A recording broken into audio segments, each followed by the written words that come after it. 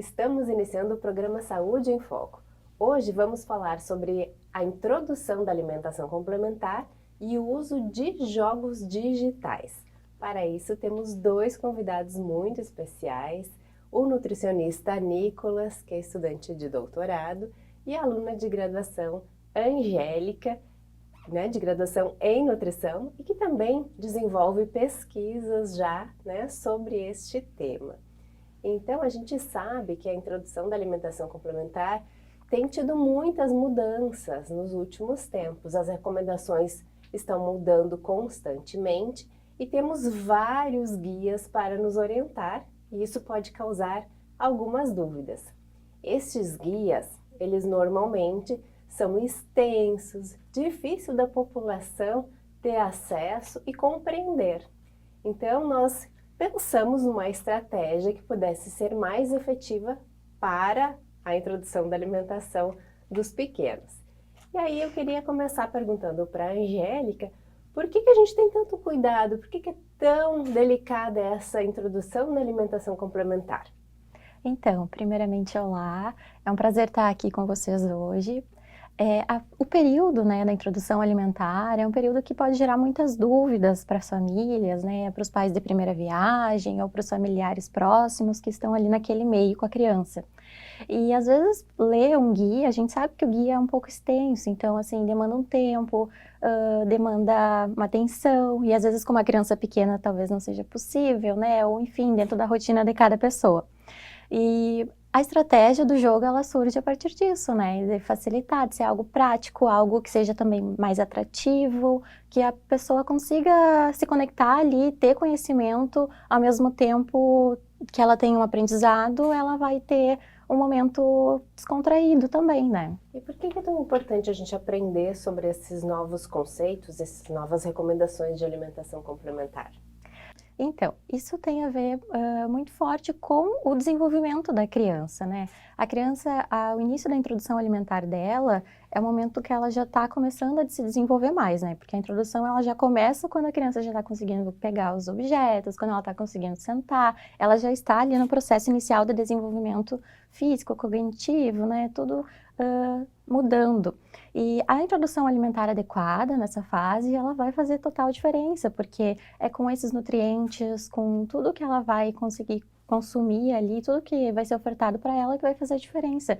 Tanto ali naquele período, quanto a longo prazo depois. Já tem estudos mostrando, o desenvolvimento melhor lá na adolescência, lá na vida adulta, tudo que envolve lá no iniciozinho. E prevenindo doenças também na vida adulta, Exatamente.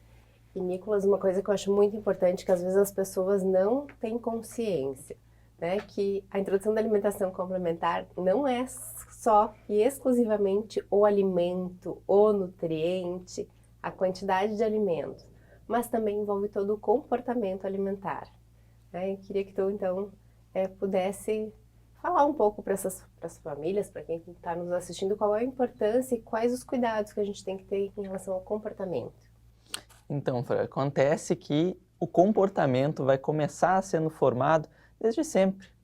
A gente sempre vai pensando assim, será que a criança agora ela vai conseguir comer isso? Ela não gostou, ela fez uma careta feia aqui, então ela não quer mais comer. Mas isso é uma reação fisiológica, normal. Até hoje, pessoas que gostam, por exemplo, de limão. Não é muito azedo? Tu não vai fazer uma careta assim, pela primeira vez que tu come, se tu, sei lá, comeu uma coisa doce antes? E a criança tem essa mesma reação. Então, a gente começar a introduzir alimentos saudáveis para ela com diferentes sabores, vai fazer com que ela tenha uma certa familiaridade, uma certa preferência, a gente consiga ir desenvolvendo esses saberes da criança em si, Porque o leite materno ele é mais adocicado, então ela já tem uma preferência natural por esse tipo de alimento e ela vai estranhar outro tipo de sabor. Então, a gente modular esse comportamento, a gente também vai alterar outras coisas. Fome, saciedade, preferências, nutrientes. Então, uma criança que numa introdução alimentar não vai ser introduzida a determinados alimentos, muito dificilmente ela vai comer quando adulto, quando adolescente, quando mais tardar na infância, Nunca ofereceu brócolis. Qual é a chance dela gostar de brócolis com 5, 6 anos, Questão da fome e saciedade. Muitos pais querem empurrar uma quantidade muito grande de comida para essas crianças. A gente já tem uma fome e saciedade inata, como eu gosto de dizer, uma programação base. Só que quando a gente cada vez mais vai forçando a criança a comer todo o prato de alimento, o que a gente está ensinando para ela? Que ela precisa comer tudo que está ali. Então aquele sistema nato de, já comi o suficiente, não existe mais. O comportamento foi alterado e isso chega a nível fisiológico também. Vai ter, óbvio, distensão abdominal, né? Então as paredes, o músculo do nosso estômago, ele vai ficando maior e vai comportando mais e mais alimentos, o que não era para acontecer naturalmente. E isso favorece também a obesidade infantil, né? E é tão interessante que o aleitamento vai auxiliar nesse processo todo, né? A gente aqui está falando de aleitamento também porque ele faz parte da alimentação complementar e a gente espera que faça. Mas o aleitamento materno vai contribuir, principalmente para a criança reconhecer novos sabores, já que ele muda de sabor a cada período do dia, conforme a alimentação da mãe. Então a criança já vai reconhecendo novos sabores, né? E também quanto à fome e à saciedade, porque o bebezinho que mama no seio, ele mama, quando ele está satisfeito, ele larga a mama ou ele adormece. Então ele já tem essa regulação. E aí chegamos nós adultos e queremos, né, impor uma quantidade de alimentos e queremos que a criança coma todo o prato quando chega lá, né, nos 6 meses de idade, né, da criança. E percorre aí toda essa fase de introdução. Isso piora, inclusive, porque às vezes querem colocar um prato inteiro de comida logo após a criança mamar. Exatamente. Que o estômago já está cheio, né?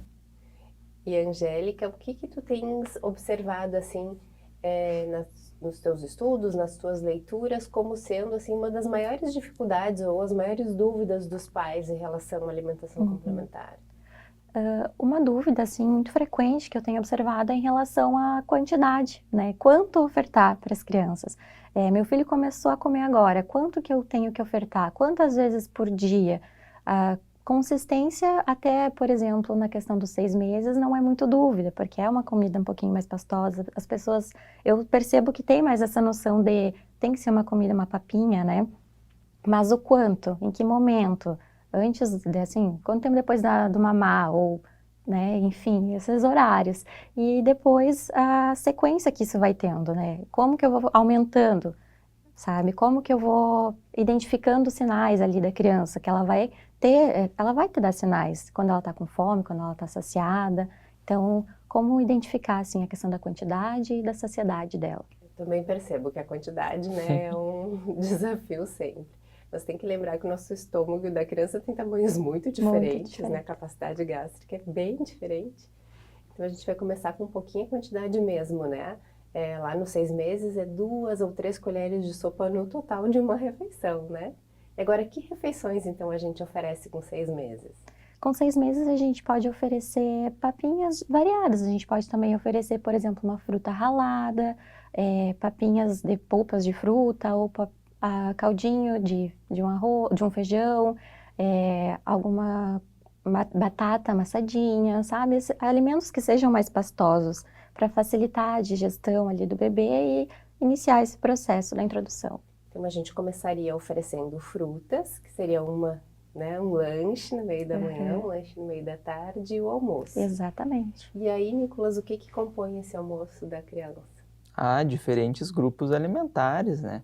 O mais importante é a gente ofertar esses grupos diferentes. Então, arroz é um cereal, pode ser o que mais? Pode ser milho, pode ser trigo. Então, um cereal é importante. Uma leguminosa, um feijão, uma ervilha, uma lentilha.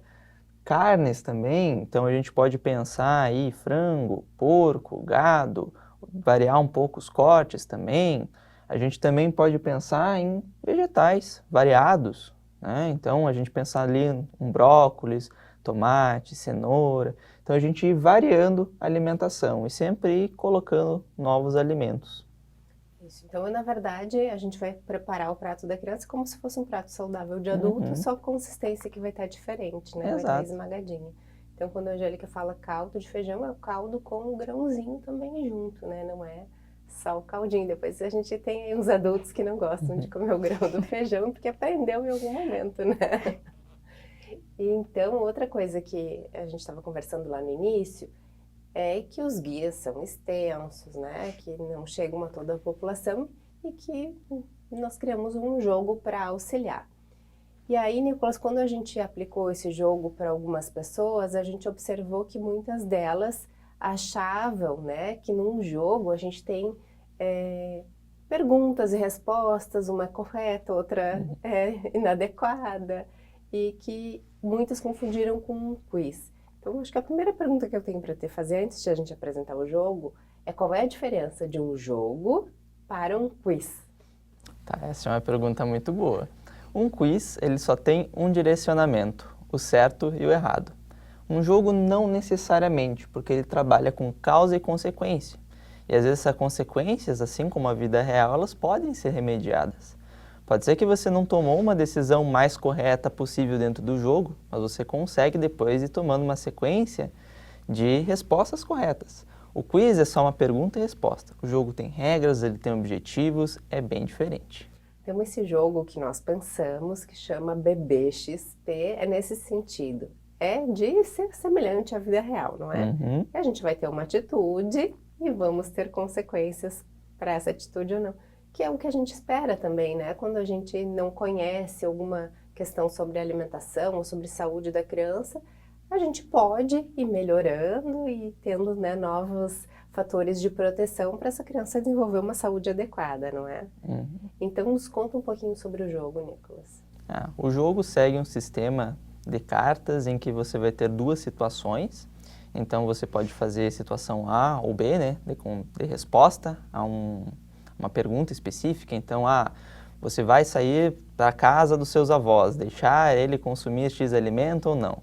E dependendo dessa resposta, você vai aumentar ou baixar o que a gente chama de status. Então, a saúde, a família, uma pontuação específica. E assim como a vida real, não tem como ser perfeito sempre. Se tu toma uma determinada situação, tu sai ganhando num ponto e às vezes perdendo em outro.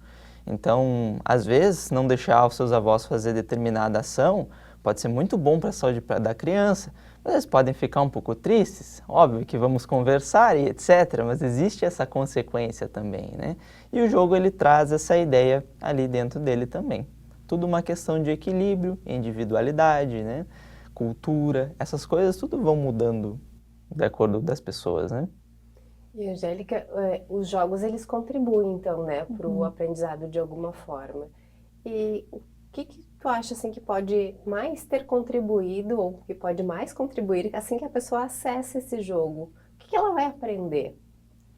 Eu acho que, assim, o que mais tem se mostrado é a questão de diferencial, assim, na questão do jogo, é a participação da família ali dentro do jogo, porque é uma coisa que acontece na vida real. A família, ela está inserida, né, em muitos casos, participando daquela fase ali da criança. Então, essa inserção da família, né, dos avós ali presentes, ou outros parentes que possam estar presentes, inseridos naquele contexto da alimentação, daquele início, porque cada família tem uma cultura diferente, então isso tudo vai, consequentemente, participar ali daquele meio de introdução alimentar da criança, vai ter um contexto que vai ser diferente, sabe, em cada família. Isso eu achei, assim, acho que fica evidenciado de forma diferente. E, Nicolas, por que a escolha de um jogo digital? Isso é uma boa pergunta, né? Primeiro porque eu gosto de jogos, então isso já é uma grande motivação. Mas eu acredito que cada pessoa tem uma forma diferente de aprendizado. Às vezes a gente pode estar com uma facilidade de ler um livro, entender e aplicar. Às vezes não. Às vezes aquele conteúdo você vai lendo e parece que não absorve. Como você bem falou, os guias são muito extensos. Então, o Guia Alimentar para a População tem muitas páginas, centenas de páginas. Nem sempre as pessoas vão conseguir ler ele na íntegra. Um jogo é uma outra metodologia. E todas as metodologias, elas não são para todo mundo. Então, vai ter um público-alvo que vai se aproveitar mais desse tipo de método, né? E o jogo vem aí para isso. Ele tem a intenção de divertir também, mas também tem a intenção de ensinar. Ele é um serious game que a gente chama, né? Que ele tem esse outro propósito. E acaba que quem gosta de jogos vê aí uma chance de se divertir, aprender, quem sabe comentar também com o seu nutricionista, né? Então, é uma estratégia de educação alimentar e nutricional, né, que pode ser usada em qualquer contexto e pode ser também uma forma da pessoa, né, que está ali jogando a ir para além do aprendizado do conteúdo. Ele vai adquirir outras habilidades jogando. A gente também tem a própria questão do senso crítico. Tu observar dentro do jogo as consequências e ações já é uma coisa de se desenvolver. Também tem as questões motoras, né, de estar ali no celular, mexendo aqui e ali. Também tem as questões de estratégia. Tem outros tipos de pensamento além do própria educação alimentar, né? Ótimo. Então, a gente espera, né, que esse jogo realmente contribua com as famílias, né, de uma forma que a introdução alimentar seja feita de forma sempre mais adequada possível, que envolva toda a família, que os nutrientes sejam, né, colocados ali para a criança, para ela crescer e ter um desenvolvimento saudável. O jogo está disponível, né, nas redes sociais de todos nós, então quem quiser, né, vai ter o acesso aqui também, enquanto a gente estiver passando o jogo, também vai ter, né, o link para poder fazer o acesso e jogar. Ele é um jogo gratuito, né, que está disponível para todos.